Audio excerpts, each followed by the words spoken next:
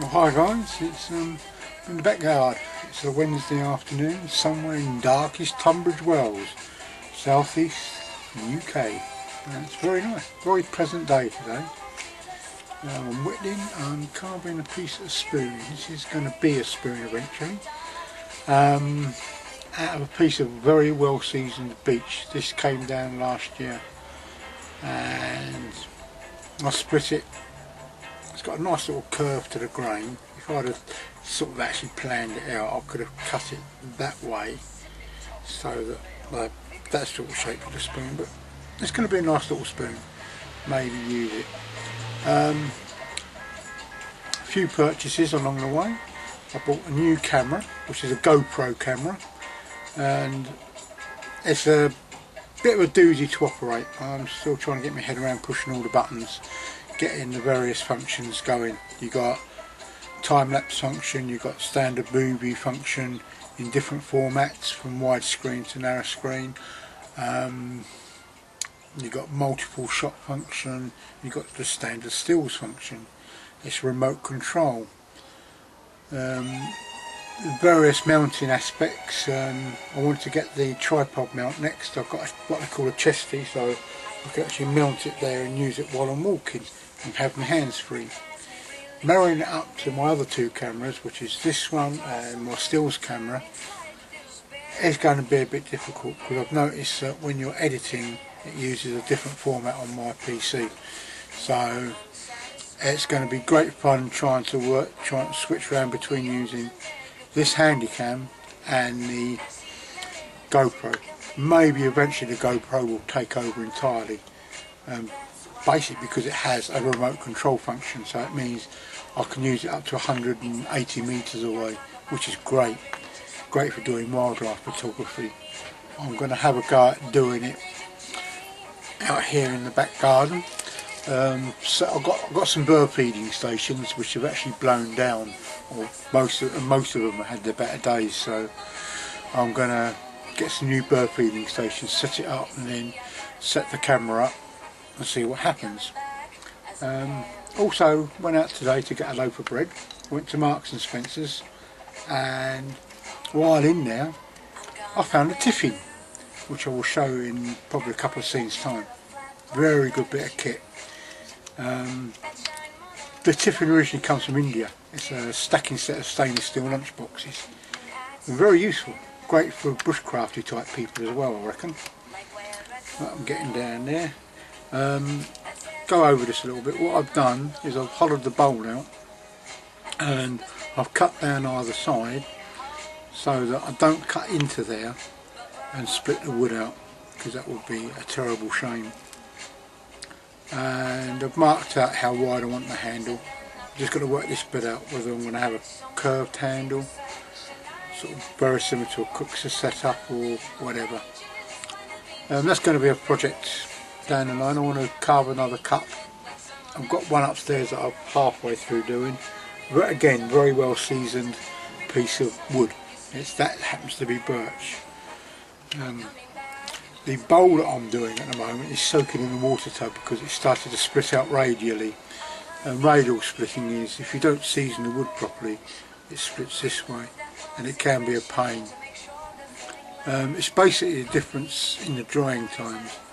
I've got to look into that a bit more. It is annoying when stuff does split out radially.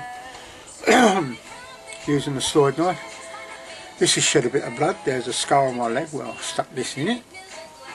Got my basic carving kit there, and it is a nice little knife. I'm getting a new slide knife for my birthday in a month and a half time. Made by Ben Orford, really nice, got oak handle, and it's a carbon steel blade. It's easier to keep sharp than this one. This is a nice blade, and they're not bad. Great shaped handle. The shape of this handle is there for a reason. It's so you grip and your hand doesn't slip so much. Talking about sharps, some guys went out for I didn't go. This is a Facebook group I've been invited on. Now these people went out for a camping weekend, and I saw the most cringe-making photograph. Someone trying to use an axe. Now, axes, the shorter they get, the smaller they get, the more dangerous they are. The bigger the axe, the safer they are, because if you miss, it goes into the ground. This person had an axe about, I suppose it was about that long, hatchet-sized axe, and was standing up. And so if you actually look at the picture and you follow through the axe, where the axe is going to go, if you miss the wood, miss the block, the axe will actually eventually end up in the kneecaps. When carving, even carving this, always picture where the knife's going to end up, or where the axe head will end up. So if you're chopping down, if your axe ideally should end up in the ground. It's like if you're carving, if I slip and I'm carving that way, the knife ends up over there.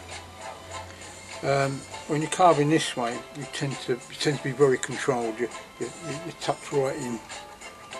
The best book on carving I've found is Swedish Carving Techniques by Ville Sundqvist.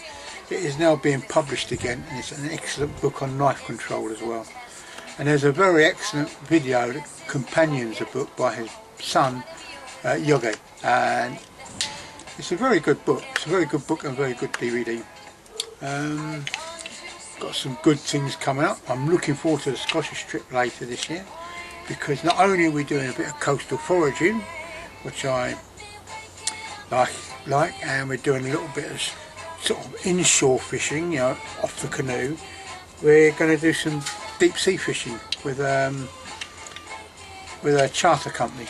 We're going to be out in the old boats, out on Loch Sonart, hopefully catching rays and other deep sea fish. Really looking forward to that. What else has happened? Oh yes, the first foraging of the year. That has been really good. Picked a couple of handfuls, not a great deal, just a couple of handfuls of garlic, wild garlic, and a couple of handfuls of wild garlic, and made some pesto, just a small jar of pesto this time.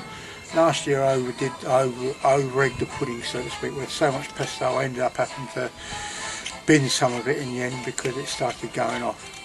The thing with foraging is you can get tempted to sort of hoover up, whereas you just need a small amount, you know, enough just to get a taste of the season and add something to that particular part of the year.